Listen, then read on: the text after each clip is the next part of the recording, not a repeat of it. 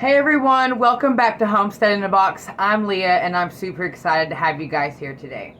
So one thing that has been really heavy on my mind is eliminating a vast amount of toxins out of our home, from cleaning products to hygiene products, shampoos, things like that. Now, if you know me, you know that for almost 2 years I've been using non-toxic deodorants, shampoos, things like that.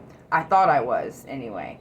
However, with learning some more information, some of the things that I've actually been using are not as non-toxic as what they say they've been.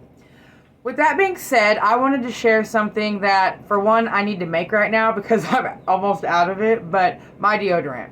In April, I will have been making this deodorant for 2 years, and so it's been tested throughout all the seasons by myself. I've added a few things to it from the original recipe that I found, and I just wanted to share this recipe with you guys. Super affordable to make. You can double the recipe and make double the amount of deodorant bars, give them away, sell them, whatever. But anyway, I wanted to share the recipe with you guys. It's something you can do with your kids. And so here we go. I don't like that. So one of the reasons that I actually switched over from using bigger name brand deodorants to non-toxic was because of the list of ingredients that are actually found in them.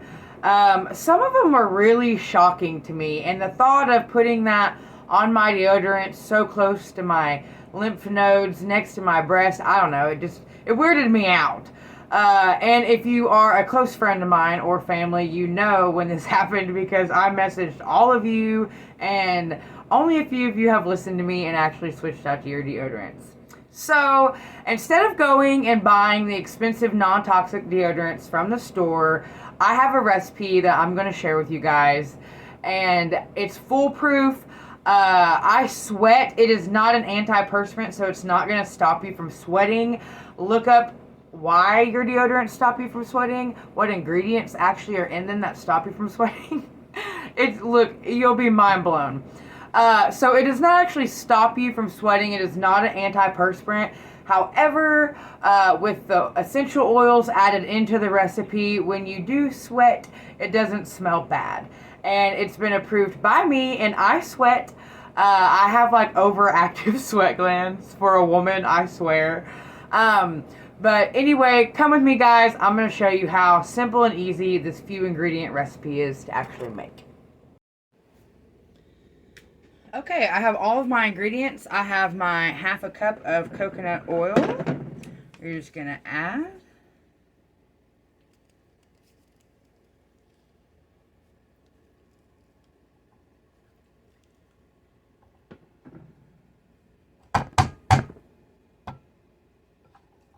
Okay. Gonna let that melt.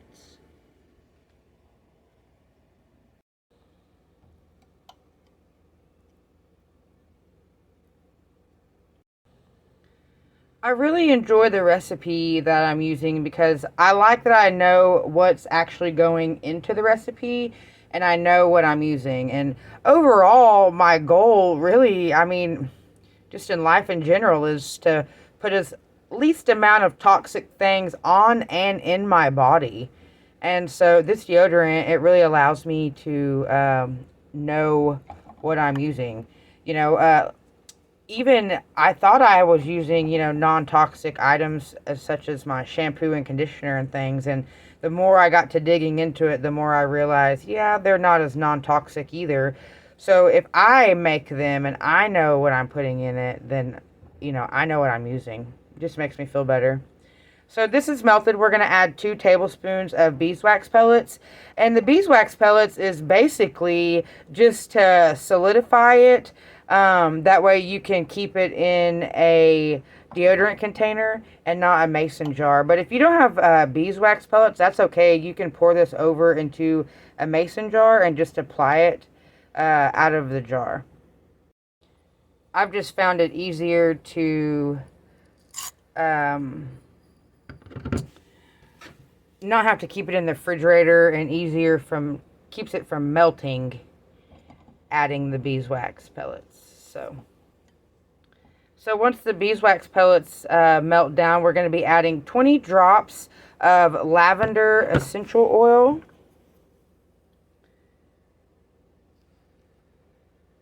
And 20 drops of patchouli. I've always used lavender in my deodorant. I've never used patchouli. This will be my first time using it. Okay, my beeswax pellets are melted, so... Oh, goodness. My beeswax pellets are melted, so... Oh, goodness.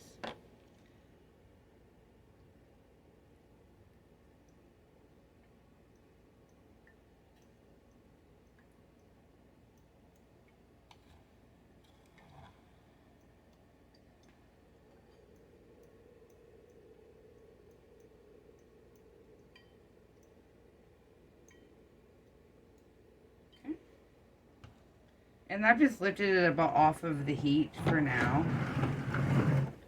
You can sit it here on this. Then I'm going to add my lavender.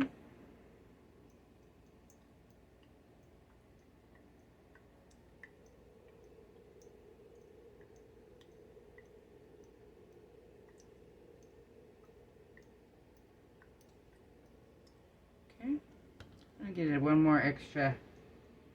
This one's a little bit harder to come out. Okay, I'm going to give it a stir. Stir in your essential oils. I pulled it off the heat when I added my oils.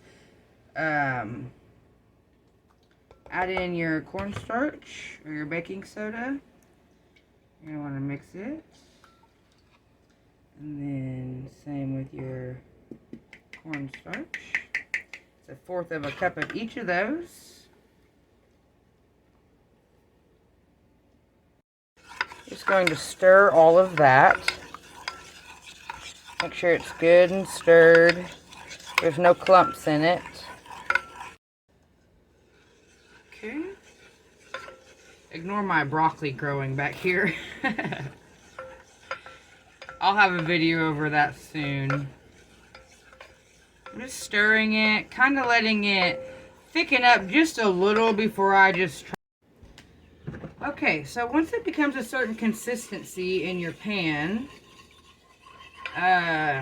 you don't want it to thicken up. You want it, but you also want it to be pretty decent to pour. You just get your deodorant containers.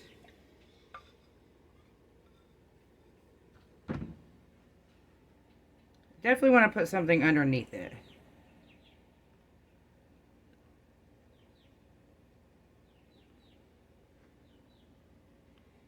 And really, honestly, I've already spilt one of these. This is my second one, so there's not enough to do two. But the recipe would have filled 2 deodorants. And so from here, I'll just let this sit here and cool. Okay, so that is how I make my DIY at-home deodorant. Super excited to be able to share that with everybody. I will put the recipe that I use down below. If you have any questions, feel free to reach out to me with anything. Comment below. If you liked the video, be sure to like and subscribe to this channel.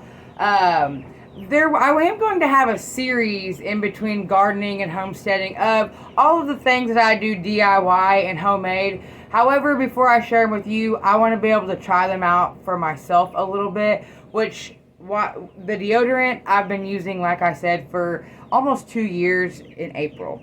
So